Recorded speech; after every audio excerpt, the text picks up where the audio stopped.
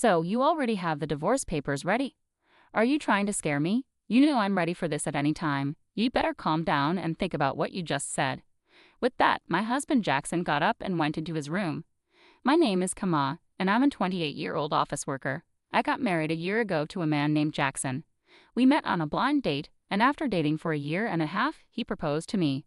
Although I thought we got married a bit too soon, I'd always wanted to be married and have children before turning 30, so I accepted his proposal. However, I later realized I should have been more cautious. The first surprise came when Jackson changed his job as soon as we got married. Out of the blue, he said he was changing jobs. Why all of a sudden? I asked him. He replied, because I can't show my full potential there. I was taken aback, especially when he told me he had already submitted his resignation and would leave at the end of the month. He managed to get a new job, but the salary was lower than his previous one. I thought it was fine since I was also working, but then Jackson started asking me to quit my job. I would have been okay with quitting if his income could support us both. However, as I mentioned, he had just changed jobs and his salary was now lower. Jackson insisted that his salary would increase soon, but we had no idea when that would be. If I quit my job now, we wouldn't be able to save any money and would struggle to cover expenses like rent and car payments. In short, we couldn't manage on Jackson's salary alone. I told Jackson, I won't quit my job until your salary goes up. Jackson seemed to agree, but he kept asking me to quit. Every time I gave him the same answer. Now we've been married for a year and Jackson's salary still hasn't increased. He keeps asking, when are you going to quit? I'm tempted to sarcastically say, now, and then tell him I'm just kidding because I can't quit yet. If he wants me to quit so badly, he should earn more money. I feel like he should focus on his work instead of persistently asking me to quit. I wondered why Jackson wants me to quit my job so badly, and I finally figured it out. It seems Jackson wants me to take care of his mother, Helen. Whenever we visited my in-laws' house, Jackson would say to Helen, I just want to make things easier for you, Mom. Helen would graciously thank him, and then Jackson would add, but we're both working, giving me a meaningful look. It was as if he was subtly pushing me to quit my job.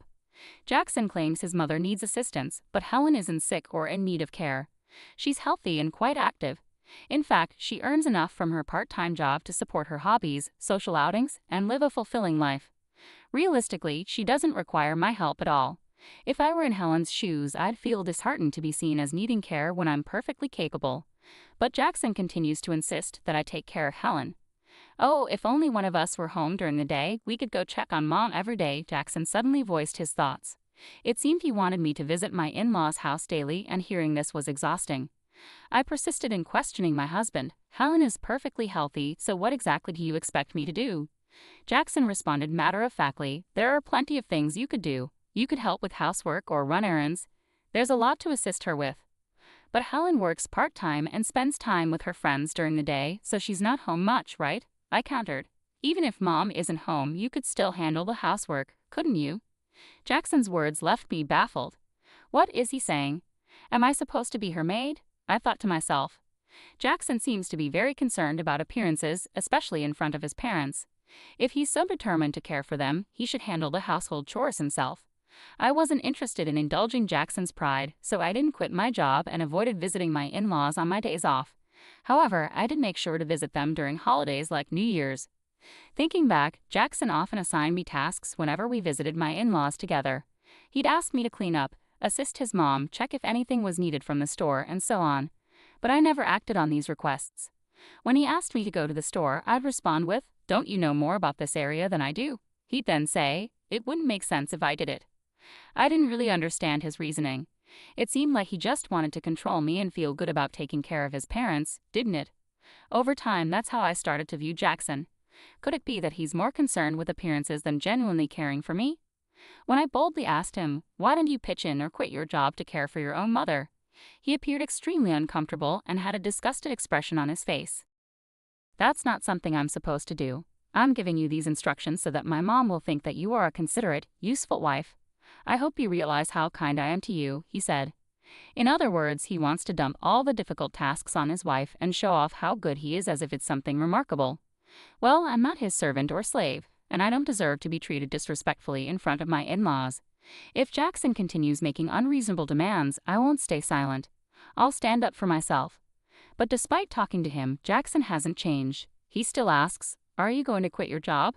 And whenever we visit my in-laws, he orders me around just like before. I had enough and decided it was time to discuss it with him seriously. I think we need to talk about our future, I said. What are you even trying to say? Jackson replied, sounding annoyed. I'm honestly fed up. I'm tired of you constantly asking me when I'll quit my job and exhausted from you pressuring me to take care of Helen, I explained. Why are you fed up with that? You're my wife and it's your duty to care for your husband's parents, Jackson said. Don't you think that's a huge responsibility for me? Shouldn't you, as their biological child, be responsible for helping with the housework and taking care of your own parents in the first place? I asked. No way, it's the wife's duty to do it. Are you the kind of person who doesn't care about family? I'm really disappointed to hear you say that, Jackson responded. Then let me ask you this, how have you been taking care of my parents? If I asked you to care for my parents, would you do it then? I questioned. Jackson stared at me blankly. What are you saying? Why should a husband take care of his wife's parents? So does that mean you won't take care of my parents now or ever? I pressed. The husband's parents and wife's parents are completely different, Jackson replied. What difference does that make, anyway? I don't get it, I said, feeling frustrated. I didn't realize you were so clueless. It's like talking to my old boss, I continued. What are you saying? Jackson asked, confused. I'm saying the husband's parents should come first. You should take care of your wife's parents, I clarified. What? I exclaimed. So you only prioritize your own blood-related family? I'm so disappointed in you. I won't be visiting your parents anymore. Why would you do that? Enough is enough. I'm the one who wants you to stop this nonsense, I retorted. No way, how dare you talk back like that? My mom is right, Jackson shot back. Mom was talking about you. She said you're a badly behaved wife. That's why she gave me this. With that, Jackson pulled out a piece of paper from his bag. It was divorce papers. What? You already had divorce papers ready. I was shocked, but Jackson seemed strangely proud. See? I scared you, didn't I? I'm prepared for this anytime, so think about what you just said, Jackson declared smugly before leaving for his room. Unbelievable. Why is Jackson so selfish? That look of triumph on his face. It's clear the divorce papers are a threat to make me obey him. The fact that Helen was involved made me even more suspicious. Jackson is acting like a puppet for his mom, trying to control me while following her orders. It's ridiculous. I won't let Jackson have his way. How can he not see our marriage is in trouble when he acts like this? His lack of understanding just annoys me more. Jackson had already completed the divorce papers and handed them to me with witnesses, including Helen and his friends. This meant I could sign and file them whenever I chose. The next day, after Jackson went to work, I filled out the divorce papers and submitted them to the city office. As a precaution, I also filed a notice of non-acceptance of the marriage certificate. I called my parents and explained the situation, knowing Jackson might threaten to file a marriage certificate on his own if he found out. My parents were shocked that I had already prepared the divorce papers but fully supported my decision. Outraged by Jackson's behavior, they offered to help me move my belongings immediately. Taking a leave from work, I had my parents come over and relocate all my things to their house while Jackson was away. I decided to stay with my parents for a while. It was the first time in a long time that I felt truly comfortable and at ease in their home. Reflecting back, Jackson never did his share of housework. I was the one cooking dinner after long work days and handling all the cleaning and laundry on my days off. On top of that, he expected me to care for his parents, which was impossible. That night, Jackson called me, probably just back from work. Hello? Hey, where are you right now? I'm at my parents' house. Oh, why would you go back there without my permission? And where's all your stuff? Don't tell me you're staying the night. I almost laughed. How could he think I was staying when I had taken most of my belongings with me? It showed his selfishness to even suggest that I move out of the house. I'm not coming back, I said firmly. What are you talking about? Come back here and make me some food. Make it yourself, I replied, ending the call. I couldn't discuss divorce with him if he continued to behave this way. I decided to wait for him to come to my parents' house and blocked his number. A week later, Jackson showed up at my parents' house, accompanied by his parents. They all wore serious expressions. I led them into the living room, and we faced each other, 3 against 3. How could you do this? How could you leave without my permission? Jackson demanded.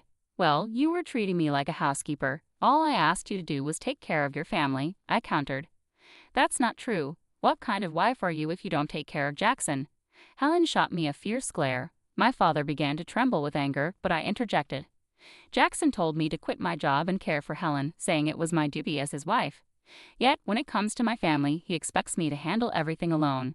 Ultimately, Jackson wants obedience and uses me to care for his parents while taking credit for it. That's why he prioritizes his parents over mine.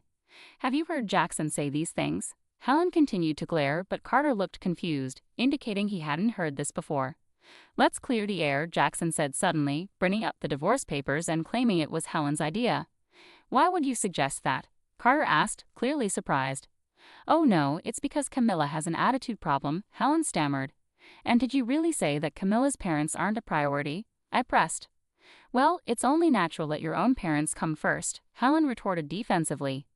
Don't be absurd. I came here to support you after hearing about the unfair treatment Camilla endured, but now it seems you're the one at fault. Don't hide behind your parents' authority to get your way, Carter said, making Jackson visibly shrink in his seat. Carter then apologized to me and my parents. I'm truly sorry for the trouble caused by my foolish son. I will have a serious talk with him. Carter, you're not to blame at all, so please don't apologize, I replied. Thank you for your kind words, but there's something else I need to say. Turning to Jackson, who was now nervous, I said, the divorce papers you gave me, I've already filed them. We're no longer married. Jackson and Helen both turned pale. Why did you file them without my permission? Jackson demanded, shocked. You told me I could file them whenever I wanted. Besides, you had already filled out your part and had Helen sign as a witness, I calmly explained. Oh, that was, Jackson stammered, clearly at a loss for words. Carter, furious, intervened. Jackson, you used divorce as a threat. He slapped Jackson across the face. Helen was visibly shaken by the confrontation. I apologize deeply that you had to witness this. You're right to divorce this fool. On behalf of Jackson, I'm truly sorry for ruining your marriage, Carter said, grasping Jackson by the collar and demanding apologies from both Jackson and Helen before escorting them out of the house. Later, I thanked Carter for his intervention. He ensured that all of Jackson's assets and property were transferred to me without any hassle. Despite my higher income and managing our household, it was a relief to secure everything from our marriage. I later learned that Carter had divorced Helen, clearly disgusted with her actions. The other day, I ran into a colleague from Jackson's old workplace who shared some surprising news. Jackson wasn't performing well at his job and often received harsh criticism from his boss. In defiance, Jackson resigned and changed jobs. This only added to my frustration with him. Instead of taking responsibility for his shortcomings, he blamed others, which likely contributed to his lower pay at the new job. I'm relieved to have left him. I've rented a cozy apartment and enjoy living independently. Work is going smoothly, and I even received a recent raise. Right now, I'm not interested in relationships and prefer focusing on my career. Jackson always cared more about appearances than actual abilities. He maintained a facade at home but failed to improve professionally. Sadly, many husbands use divorce threats as leverage, thinking they're powerful, but it's a big mistake. I hope they realize their folly and find happiness alone. Meanwhile, I'm grateful to have moved on from Jackson and look forward to meeting someone special in the future.